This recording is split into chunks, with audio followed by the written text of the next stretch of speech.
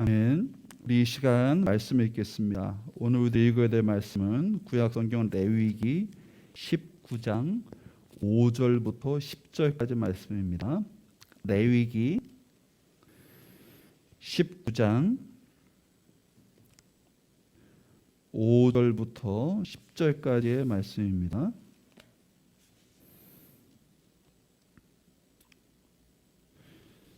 제가 봉독하겠습니다. 너희가 나 주에게 화목제로 희생제물을 가져올 때에는 너희가 드리는 그 제사를 나 주가 즐거이 받게 드려라. 제물은 너희가 나 주에게 바친 그 날로 다 먹어야 하지만 그 다음 날까지는 두고 먹어도 된다. 그러나 사흘째 되는 날까지 남는 것은 불에 태워버려야 한다. 사흘째 되는 날에 그 남은 제물을 먹으면 그 행위 자체가 역겨운 일이다. 제물의 효력이 없어지고 말 것이다. 나이 지난 제물을 먹는 사람은 누구나 벌을 면하지 못한다. 나 주에게 바친 거룩한 것을 그가 더럽혔기 때문이다. 그런 사람은 자기 백성에게서 끊어질 것이다. 밭에서 난 곡식을 거둬들일 때에는 밭 구석구석까지 다 거둬들여서는 안 된다. 거둬들인 다음에 떨어진 이삭을 주워서도 안 된다. 포도를 딸 때에도 모조리 따서는 안 된다. 포도밭에 떨어진 포도도 주워서는 안 된다. 가난한 사람들과 나그네 신세인 외국 사람들이 줍게 그것들을 남겨두어야 한다. 내가 주 너희의 하나님이다. 아멘.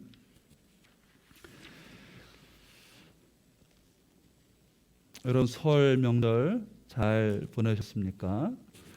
우리가 5인 이상 집합금지가 지금 내려진 가운데서 우리 가족들과 함께 만나는 것도 쉽지 않았고, 또 우리가 이전의 설 명절과는 다르게 우리가 많이 좀 제약을 받았던 그런 시간이었던 것 같습니다. 그럼에도 불구하고 우리 서로 스스로 자제하는 것이 사실은 우리 가족들을 위하는 것임을 또 다르게 깨닫는 그런 명절이기도 했던 것 같습니다. 오늘 하나님의 말씀을 우리들이 읽어보면 하나님께서는 지속적으로 주변에 있는 이들을 살펴야 된다라는 말씀을 계속하고 있습니다.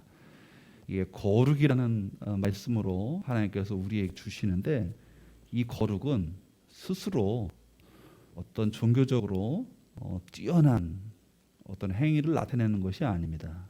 하나님의 거룩은 반드시 구체적인 실천으로 말씀에 나타나는데, 그것이 이웃사랑이라는 그런 덕목으로 늘 하나님께서 말씀하고 있는 것을 볼 수 있습니다. 어느 목사님이 자기의 그 간증을 쓴 이야기를 읽은 적이 있습니다. 거기 보면 그분의 아들이 넷이 있는데 그 아들 중에서 이 셋째 아들에 관한 이야기입니다. 그 아들이 하루는 이제 초등학교 저학년일 때죠. 그래서 반장 선거를 이렇게 늘 했던 것 같아요. 근데 이 아들이 반장이 되고 싶은 거죠. 근데 그날은 3학년 첫 학기가 되었는데 반장이 돼서 온 겁니다. 그래서 막 자랑을 하는 거예요. 사실 이 아들은 그 전에 반장 선거를 계속 떨어지고 부반장을 했었어요. 근데 그 부반장을 하면서 굉장히 뿌듯해하고 굉장히 자랑을 많이 했어요. 근데 어느 날인가 이 아들이 별로 그렇게 부반장이 된 것에 대해서 크게 즐거워하지 않고 시큰둥한 거를 보았어요. 왜 그러냐 그랬더니 반장이 자기가 일을 다 하고 부반장이 자기는 할 게 없다는 거예요. 그래서 뭐 부반장이 된 게 별 감흥이 없어요. 그리고 이제 3학년이 되어서 나는 꼭 반장이 될 거야 라고 결심을 했다 그래요.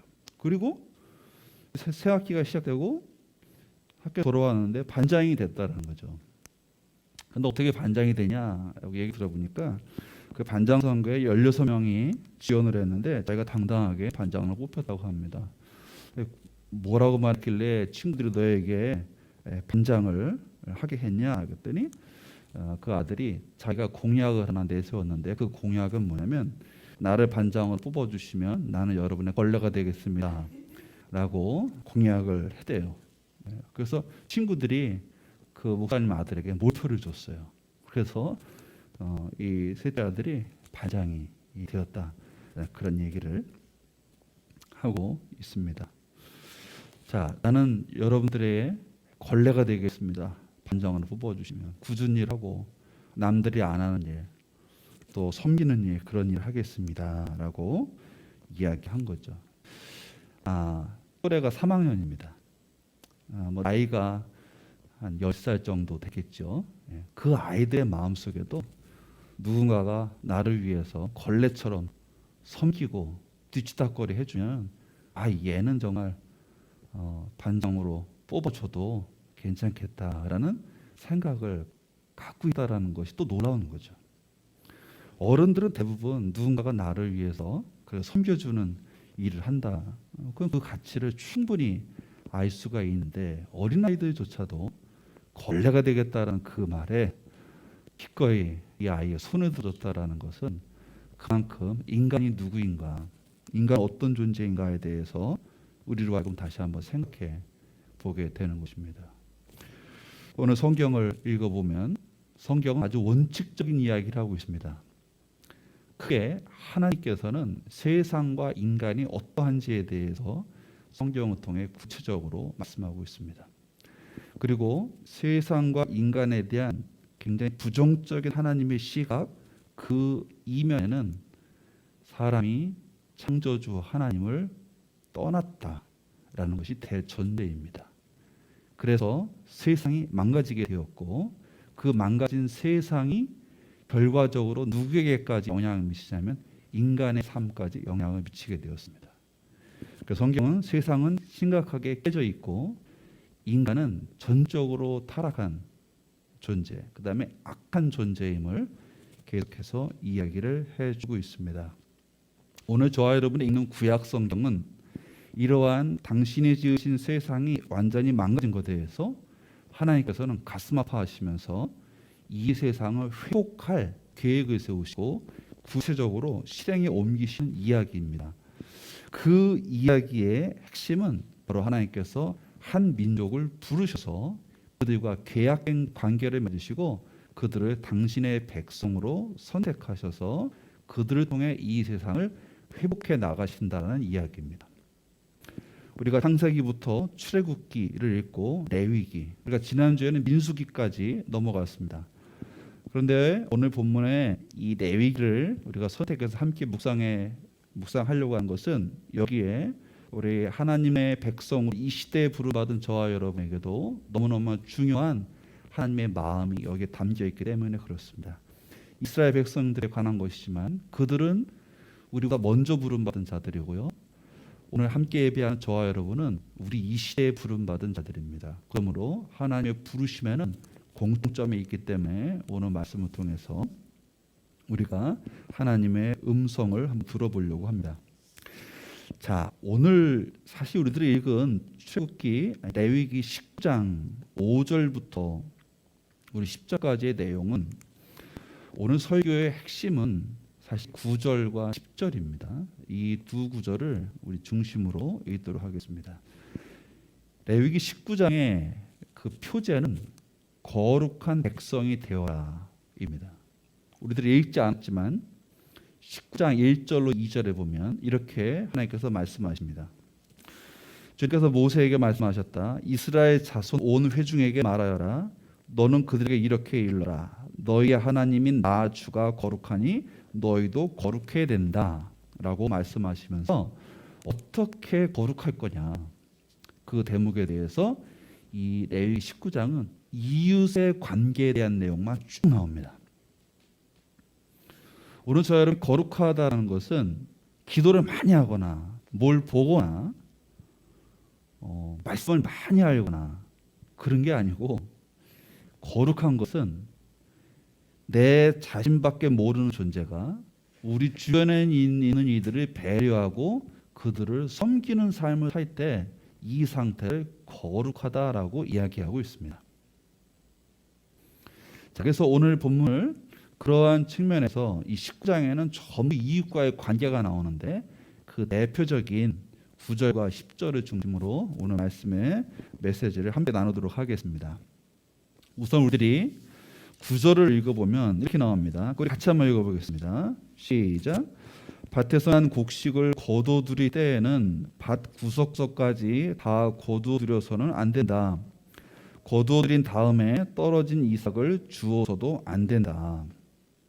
자, 이스라엘 민족은 이제 광야 생활을 지나서 이제 가나안 땅에 들어가서 이전에 해보지 않던 농사를 짓는 삶을 살아야 됩니다.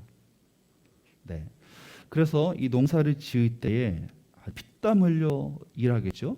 네. 그리고 나서 소출 거두는데 하나님께서 그 밭에서 난 곡식을 거둘 때에 구석을 남겨두라는 거예요. 하지 말라는 것은 곧 뭘 하라는 거죠. 구석을 남겨두고 거기에 떨어진 이삭도 남겨두어라 라고 이야기를 하고 있습니다. 그리고 10절에 보면 포도를 따일 때에도 똑같습니다. 다 따면 안 되고요. 떨어진 포도도 거둬두어서는 안 돼요. 그냥 두어야 돼요. 자, 이게 이제 이스라엘 백성에게는 좀 도전이 될 수가 있습니다. 여러분, 오늘 저와 여러분도 마찬가지인데 이스라엘 민족도 마찬가지예요. 하나님의 백성으로 부름받은 자들의 삶을 보면 그들은 원래 이 깨진 세상 가운데서 마음으로 악한 그런 삶을 살아가게 됩니다. 그런데 하나님의 백성으로 부름받아서 이제 하나님의 백성에 걸맞는 삶을 살아가야 돼요. 그럴 때 우리의 마음속에 충돌하는 게 있습니다. 눈에 보이지 않는 하나님과의 교역관계를 통해서 하나님의 거룩함을 드러내는 삶을 살아야 되지만 눈으로 보이는 이 세상은 그렇게 쉬운 세상만은 아니기 때문에 그렇습니다. 오늘 내가 피땀 흘려서 농사를 지어서요. 그래서 소출을 거뒀습니다. 그런데 그 소출의 일부를 남겨둬야 돼요.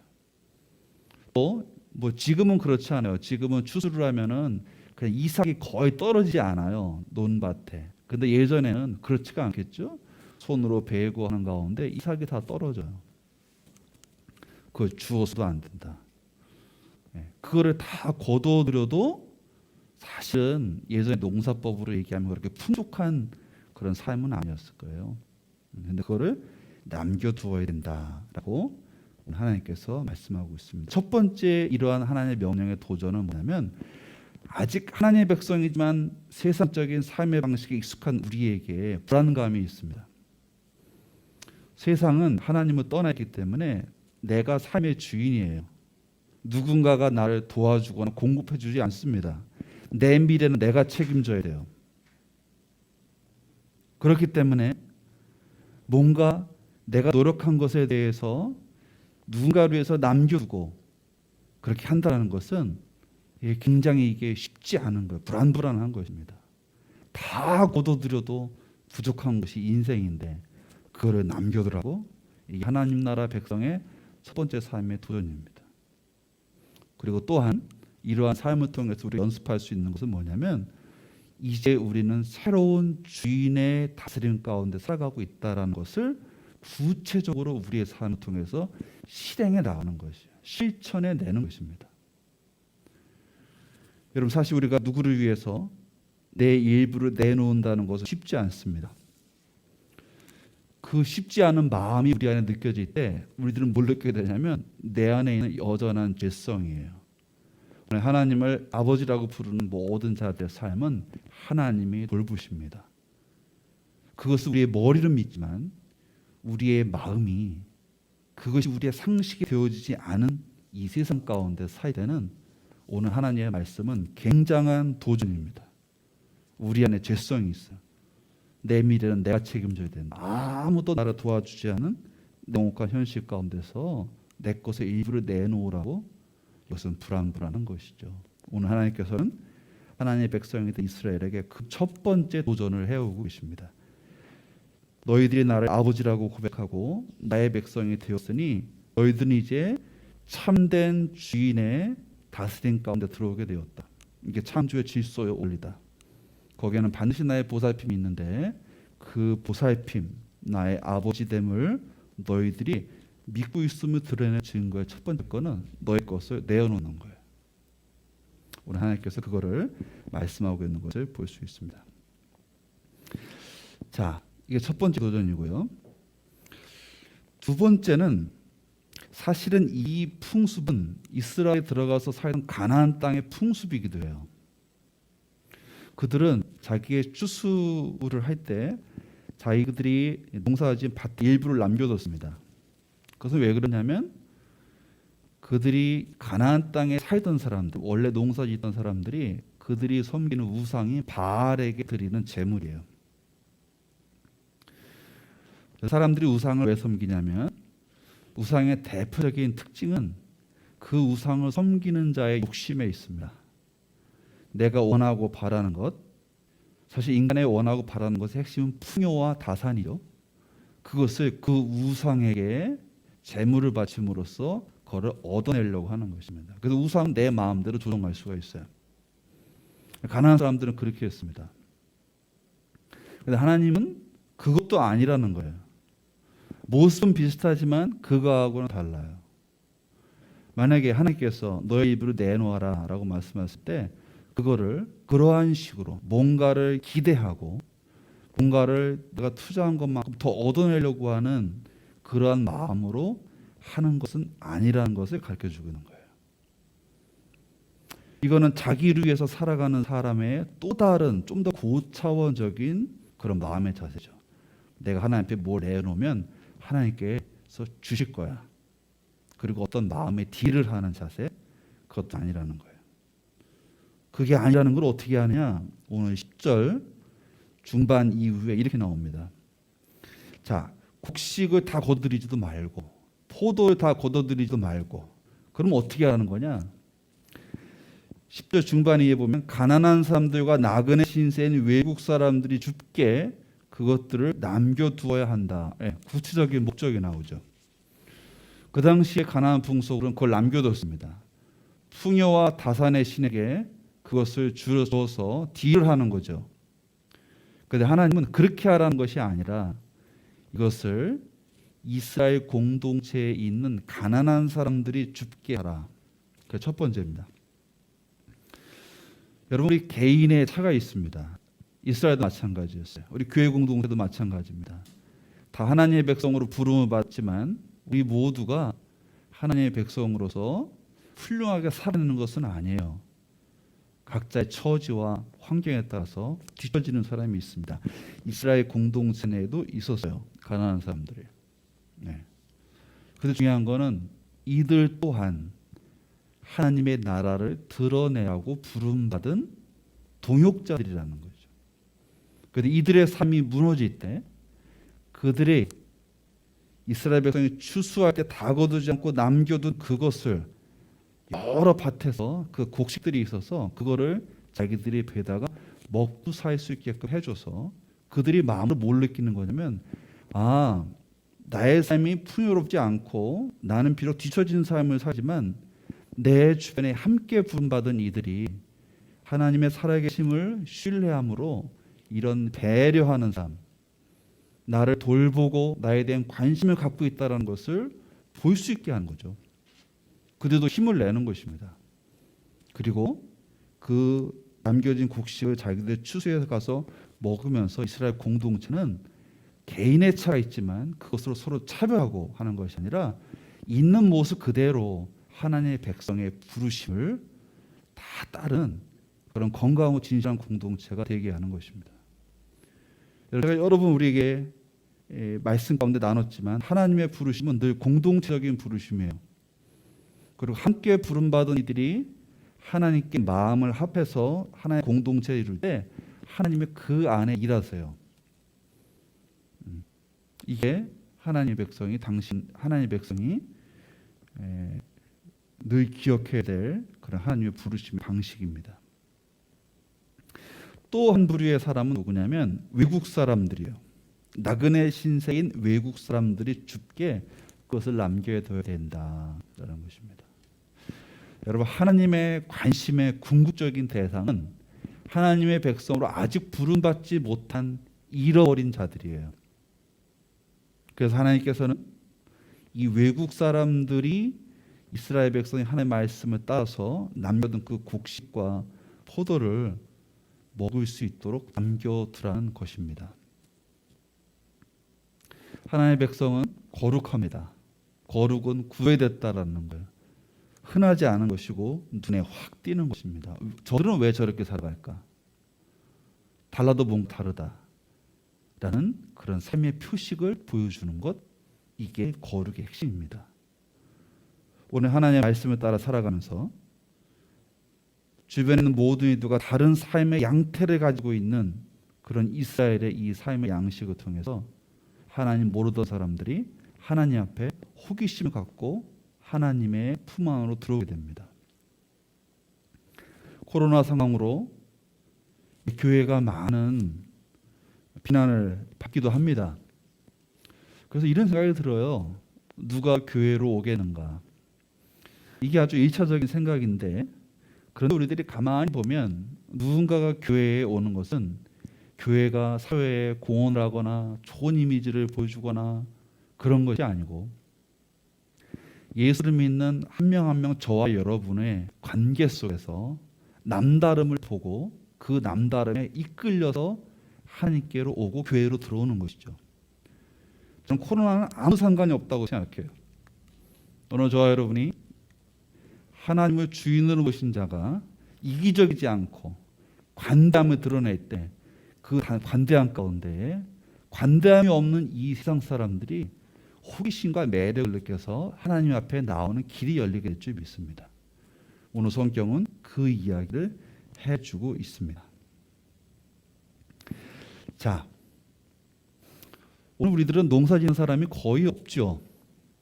그렇지만 이것은 단순히 농사에 대한 이야기가 아니라 사실은 관대함에 대한 이야기입니다. 그러나 우리는 스스로 질문해야 됩니다. 나 혼자 먹고 살기도 굉장히 불확실한 것이 이 시대의 상황이고 넉넉지 않은 상황이에요. 그런데 우리들이 어떻게 이런 관대함을 가질 수 있을까? 이건 우리가 그냥 마음으로 품고 생각하는 것 이상으로 우리의 구체적인 반복된 실천을 통해서 삶의 양식으로 굳어지지 않으면 절대로 할 수 없는 거예요.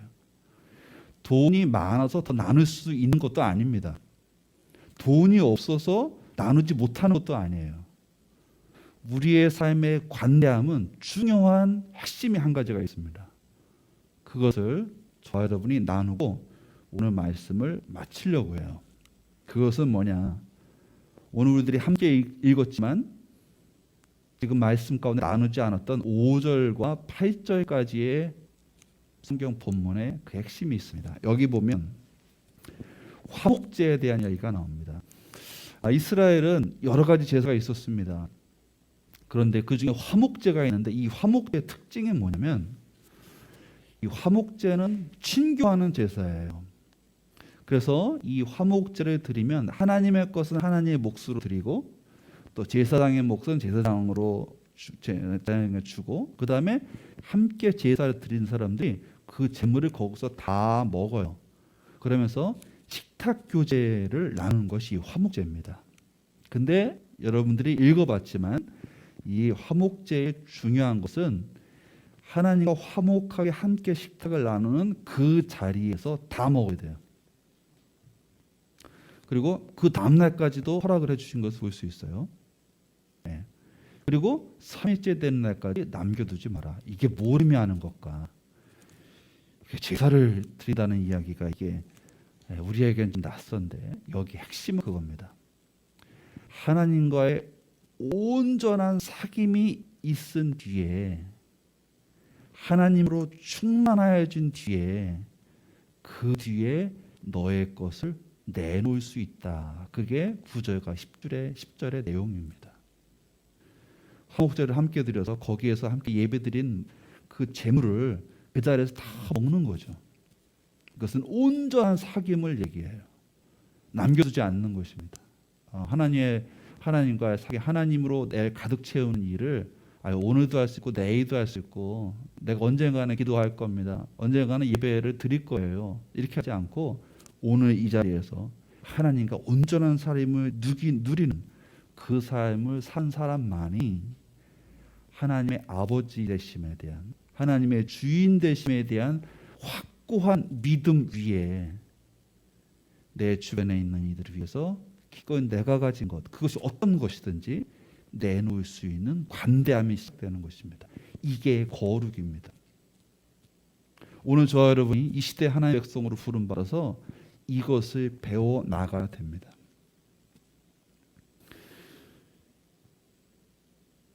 10절 마지막 구절 이렇게 나와 있습니다. 내가 주 너희의 하나님이다. 그 말은 무슨 말이냐면 너희의 주인은 나다 라는 말씀을 하고 있습니다. 오늘 저와 여러분은 죄로 인해서 하나님의 심판과 정죄의 대상이었습니다. 그러나 하나님께서 그리스도 예수를 통해서 저와 여러분을 세상에 노예된 저와 여러분을 값을 지불하시고 대신 해방시켜 주셔서 하나님의 백성이 되게 되었습니다. 여러분, 이 하나님 나라 백성의 해방과 자유는 자기 자신을 위한 자유 해방이 아니에요. 많은 사람들이 하나님을 종으로 부리는 사람이 많습니다. 실망했습니다. 하나님 기도 들어주지 않습니다. 이런 것들. 저는 전혀 그렇지 않습니다. 하나님 우리를 죄와 사망에서 건져주신 것은 네가 자유로운 인생을 살라는 것이 아니라 하나님을 섬기며 살라는 것입니다. 참된 주인이신 하나님의 다스림 가운데 들어오라는 것입니다. 하나님은 세상의 인간의 주인 같지 않아서 관대하십니다. 그분 안에 살아가면서 우리의 삶 가운데 하나님의 관대함이 전염되어서 하나님이 내 삶을 책임져 주시는 분이라는 확고한 신뢰와 믿음 가운데 주변에 하나님 없이 살아가는 이들, 가난한 이들, 아직 하나님 모르는 나그네와 같은 이들, 그들에게 하나님을 소개하는 삶을 사는 거예요. 그것은 단 한 가지밖에 없습니다. 하나님 없이 궁핍한 삶을 살아가는 모든 이들에게 하나님의 관대함을 보여주는 거예요. 영혼은 느낍니다. 뭐지? 우리와 다른 저 삶은 뭘까? 거기로부터 하나님을 향한 궁금증과 하나님을 향한 하나님을 찾아가는 여정이 비로소 사람들에게 시작되어지는 것입니다. 코로나로 우리가 함께 예배하지 못한다 그래서 기독교가 쪼그라드는 것 아니에요. 잘못된 생각을 가지고 있습니다. 우리가 코로나 없이 예배당에 가득 차서 예배드린다 그래서 우리가 하나님의 거룩함을 드러낼 수 있는 것도 아니에요.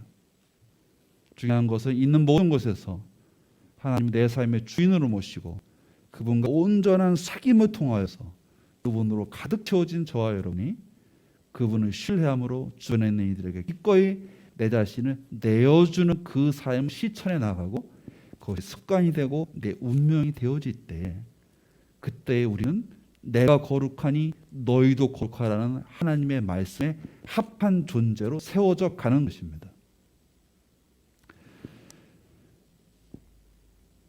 아까 제가 그 목사님의 아들에 대한 이야기를 했죠. 나는 여러분들의 걸레가 되겠습니다. 그래서 몰표를 받아서 반장이 된 그 아들이 시간이 많이 지나서 지금 유명이 되어 있습니다. 한 TV에서 싱어게인이라는 그런 노래하는 오디션 프로그램을 해요. 무명의 가수들이에요. 거기 나온 참가자들 보면 이름이 있는 것이 아니라 번호가 있어요. 근데 그 중에서 아주 독특한 참가자가 있었는데 그 사람 번호는 35예요. 근데 이 사람이 처음 프로에 나와서 제가 봤는데 이게 말하는 게 범상치 않아요. 근데 그 사람이 최근에 그 프로그램에서 우승을 했습니다. 근데 이 30호가 바로 그 목사님의 아들이에요. 여러분의 거래가 되겠습니다. 그 아이가 자라서 30호가 됐는데 노래도 잘할 뿐만 아니라 인성이 훌륭합니다. 근데 이 청년의 아빠가 목사님이죠. 그분이 누구냐면 이재철 목사님이라는 분이에요.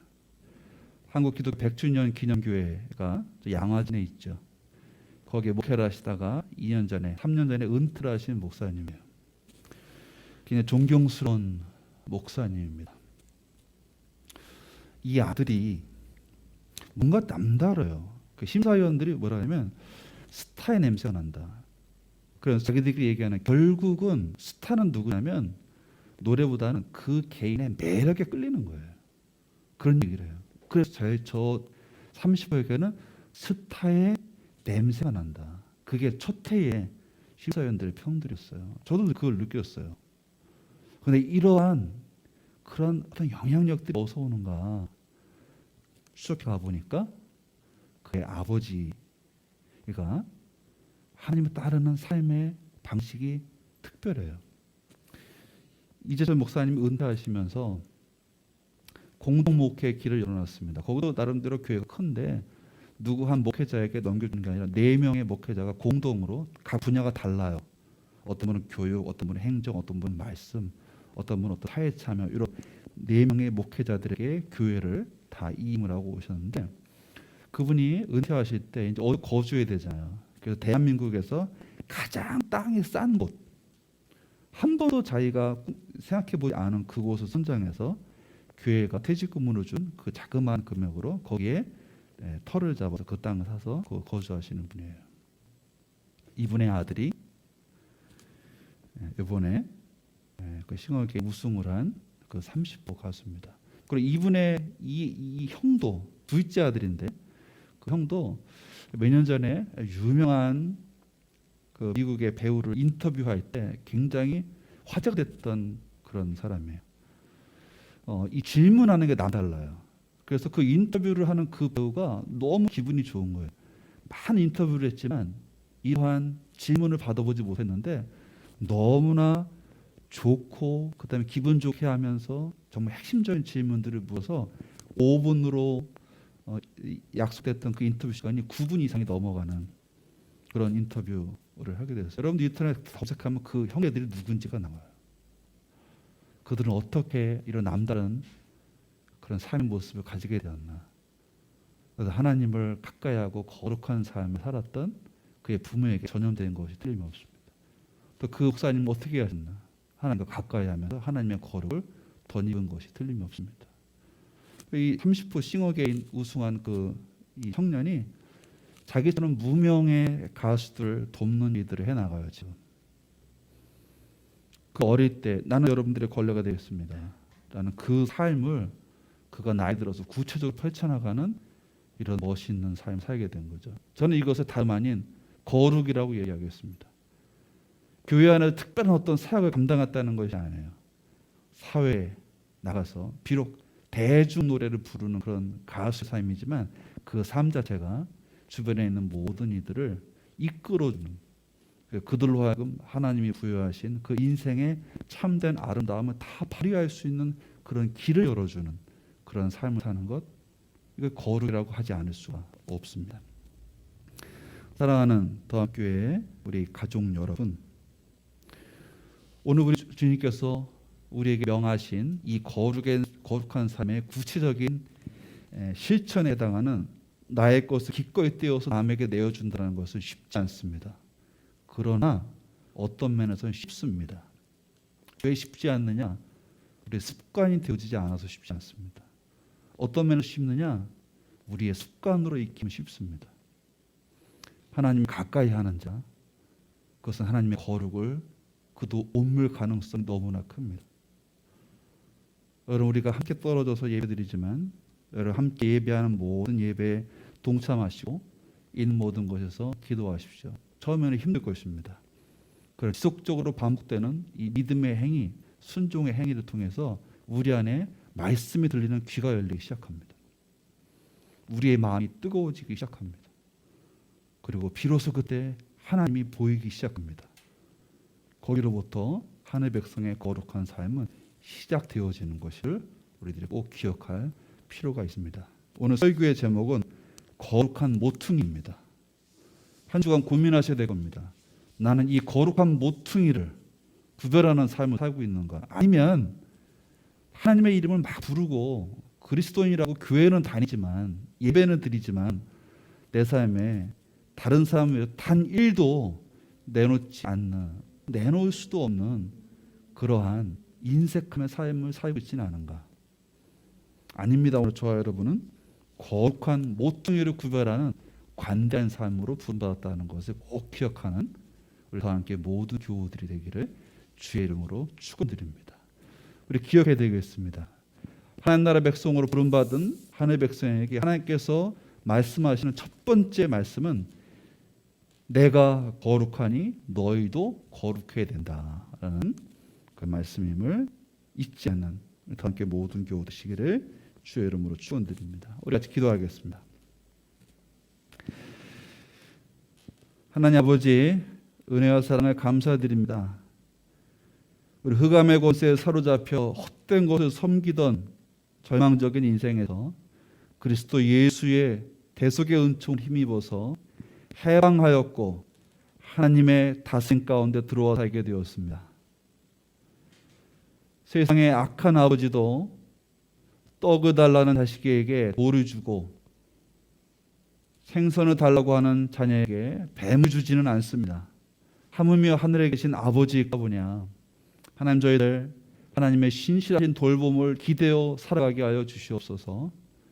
그래서 우리 주변에 하나님 없이 살아가는 궁핍한 인생들에게 하나님이 공급해 주시는 그 관대함으로 하나님의 은총을 드러내게 하여 주셔서 우리를 통해서 하나님의 나라가 확장되어지는 놀라운 삶이 되게 하여 주시고, 그것이 우리의 부르심임을 늘 잊지 않는 다 함께 모든 교우들 되게 하여 주시옵소서.